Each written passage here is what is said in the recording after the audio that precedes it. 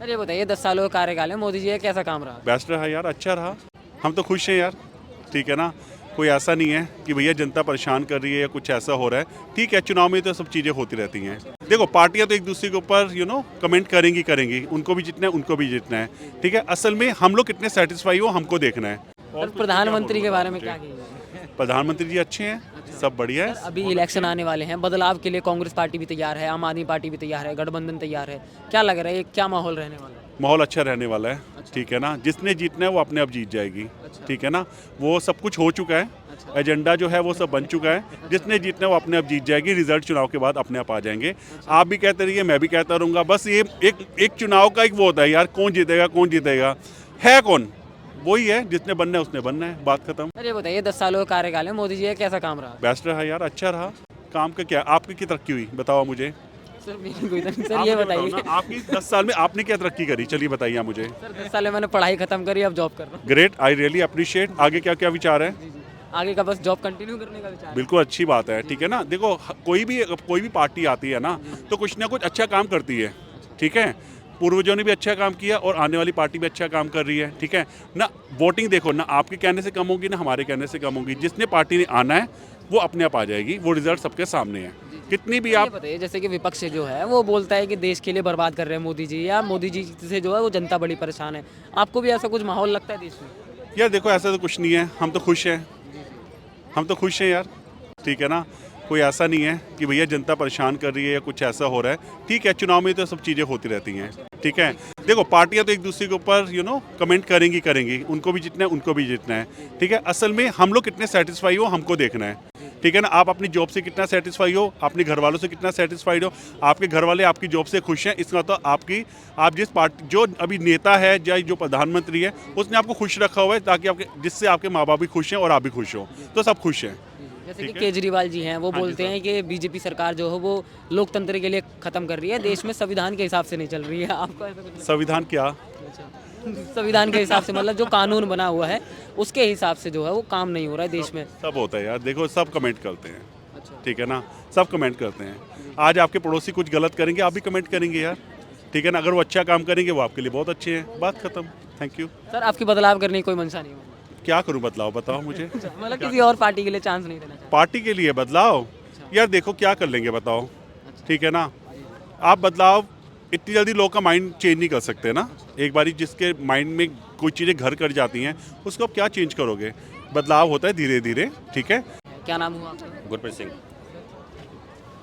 Sir आपकी राय क्या रहेगी लोकसभा इलेक्शन पर अगर बात करें? I don't know. अच्छा, प्रधानमंत्री के बारे में नहीं बोलना चाहते? देखिए, मैं तो ये चाहूँगा कि अगर हम जैसे पंजाब से हैं तो पंजाब में अधिकतर जो नव युवक है वो हमेशा बाहर जाने की सोचता है, क्योंकि मैंने वहाँ पर देखा है कि वहाँ पर एजुकेशन तो है मगर आगे जॉब के चांसेस नहीं बच्चों को मिलते हैं। तो मेरा मानना ये है कि जैसे भी लास्ट एक आपके कैंडिडेट, अभी एक कैंडिडेट ने भी यही बोला है कि एटलीस्ट पंजाब में या कहीं भी जो बच्चे हैं वो बाहर अगर चले जाएंगे तो हमारा इंडिया का सुधार कौन करेगा, तो इसलिए एजुकेशन के साथ साथ जॉब्स की अपॉर्चुनिटी भी मिले, जॉब ज़्यादा से ज़्यादा मिले, अपॉर्चुनिटी ज़्यादा से ज़्यादा मिले, और ख़ास करके गांव में भी जो लोग हैं उनको भी आगे डेवलप किया जाए। मैंने ये देखा है कि हम सिर्फ बच्चों पे ज़्यादा जोर देते हैं, हम ये चाहते हैं कि आप बड़ों पे भी, यानी उनके एक्चुअली क्या होता है ना कि जब बच्चों पे ज़्यादा जोर देते हैं हम लोग, पढ़ो पढ़ो पढ़ो, मगर जब माँ बाप ही एजुकेटेड नहीं है वो आगे बच्चों को अपना रास्ता कैसे बताएंगे,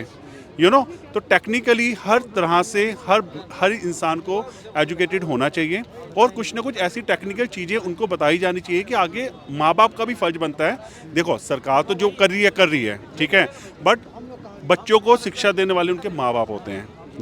जब माँ बाप को बताया जाता है, माँ बाप को सिखाया जाता है, उसके बाद ही वो आगे अपने बच्चों को बताएंगे, यस बेटा आप इस राह पे चलिए। तो मेरा मानना ये है कि जितना हो सके उतना हम बड़े लोगों को भी उजागर करें, रास्ता बताएं, ताकि वो अपने बच्चों को भी सही गाइडेंस दे सकें। और जितना ज़्यादा हो सके, नौकरी तो मिल जाती है, ऐसी बात नहीं है, 10,000 की मिल जाएंगी, 12,000 की मिल जाएंगी, मगर आगे उनको गाइडेंस करने वाला कौन होगा, तो इन चीज़ों की तरफ ज़्यादा ध्यान देने की ज़रूरत है। ऐसे कुछ काउंसलिंग सेशन होने चाहिए, ऐसे कुछ एजुकेशन सिस्टम बनाना चाहिए कि ताकि लोग को पता लगे कि आप अगर इस लाइन पे जाना चाहते हो तो उसमें आपका क्या भविष्य बनने वाला है, और उसको आप अपने आप को कैसे तरक्की करना चाहते हो। अगर कोई कैशियर है। सर एक सवाल रखना चाहता हूँ, जैसे हाँ, कि बताओ। पंजाब में आम आदमी पार्टी की सरकार है, तो पंजाब में अब नशे पर जो रोक लगाने का काम हो रहा था वो कैसा चल रहा है? वो देखो सीधी सी बात ये है, जैसे सही जा रहा है ऐसा नहीं है, बट मेरा मानना ये है कि ठीक है अभी जितना कंट्रोल होना चाहिए उतना अच्छा। है नहीं जिस हिसाब से होना चाहिए। बट ठीक है, ये जो नशे की जो आदत है वो धीरे धीरे इंसान को छूटती है। अपना एजुकेशन जितना स्ट्रॉन्ग हो, जितने ज़्यादा सिस्टम स्ट्रॉन्ग हो, उतना अच्छा आगे रिजल्ट मिल सकता है। ठीक है ना? तो पंजाब में आम काउंसलिंग आदमी बहुत ज़रूरी है, काउंसलिंग बहुत ज़रूरी है। ठीक है ना? जी, जी। तो बस मैं यही कहना चाहूँगा। धन्यवाद। अच्छा धन्यवाद, इसके बारे में कुछ नहीं बोलना चाहते? नमस्कार सर, आप कुछ बोलना चाहेंगे लोकसभा इलेक्शन में? देखिए, सबसे बड़ी चीज़ है राम मंदिर का जो दौर चला, और राम मंदिर के दौर के कारण पूरे भारत में राम लहर के साथ साथ बीजेपी की लहर पूरे भारत में गूंज उठी है। और मुझे नहीं लगता है कि बीजेपी की सरकार के अलावा दूसरी किसी की भी सरकार बनेगी। पूर्ण बहुमत तो आना ही है। अब आवश्यकता है बीजेपी को बहुत ही ज़मीनी स्तर पर काम करने की। बेरोजगारी बहुत ज़्यादा बढ़ चुकी है, महंगाई बहुत ज़्यादा बढ़ चुकी है, बच्चों को रोज़गार नहीं मिल रहा है। अगर हम कहते हैं कि पकौड़ी बेचकर आप अपना रोज़गार चलाएं, तो ये बहुत ही हास्यास्पद है। हमारे प्रधानमंत्री हमेशा आदरणीय हैं और उन्हें यह शोभा नहीं देता है कि बच्चों को यह कहें कि वो पकौड़ी बेचें। सर पकोड़े की बात नहीं, उन्होंने कहा कि अपने व्यापार को बढ़ाएं खुद, मतलब तो इसके लिए जो भी है, अगर सरकार बनानी है और सरकार मेजॉरिटी में आती है तो फिर उन्हें ज़मीनी स्तर पर काम करना पड़ेगा। रोजगार के तरफ ध्यान देना पड़ेगा, बच्चों की शिक्षा की तरफ ध्यान देना पड़ेगा। शिक्षा का स्तर बहुत नीचे गिर चुका है, उसे सुधारने की आवश्यकता है।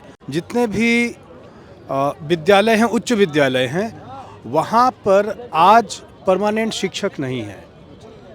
वहाँ पर टेम्पररी शिक्षक ही बच्चों को शिक्षा दे रहे हैं, जिसके कारण जो शिक्षा का स्तर है वो लगातार गिरता चला जा रहा है। जो एक क्वालिफाइड टीचर होते हैं, उनके पढ़ाने का ढर्रा, उनके पढ़ाने का बोलने का ढर्रा वो अलग होता है। और कोई भी टेम्पररी बेस पे हम अगर किसी को कॉन्ट्रेक्चुअल बेसिस पे क्लास दे देते हैं तो वो अलग हो जाता है। इस स्तर पर बहुत ही बारीकी से काम करने की आवश्यकता है। बच्चों का जो सिलेबस है वो बहुत ही काफ़ी कुछ एकदम छोटा कर दिया गया, काफ़ी कुछ कट कर दिया गया। तो बच्चों के सिलेबस को हम लोग फिर से रिवाइज़ करें और देखें कि उसमें कहाँ कहाँ सुधार की आवश्यकता है, तभी जाकर, नहीं तो ब्रेन ड्रेन हमारे देश का रुक नहीं रहा है। हर साल 1,70,000 हमारे देश के बच्चे विदेशों में जा रहे हैं पढ़ने के लिए। अगर शिक्षा का स्तर ऊंचा होता तो ये बच्चे हमारे देश के बाहर नहीं जाते। इस पर हमारी सरकार को ध्यान देने की आवश्यकता है। कहाँ से थे आप वैसे? मैं धनबाद, झारखंड से। अच्छा, आप भी झारखंड? जी। अच्छा, तो सर इसी सरकार पे आपके लिए भरोसा लगता है कि यही सरकार सुधार करेगी या बदलाव करने की मंशा होती है? देखिए, सरकार आती है जाती है।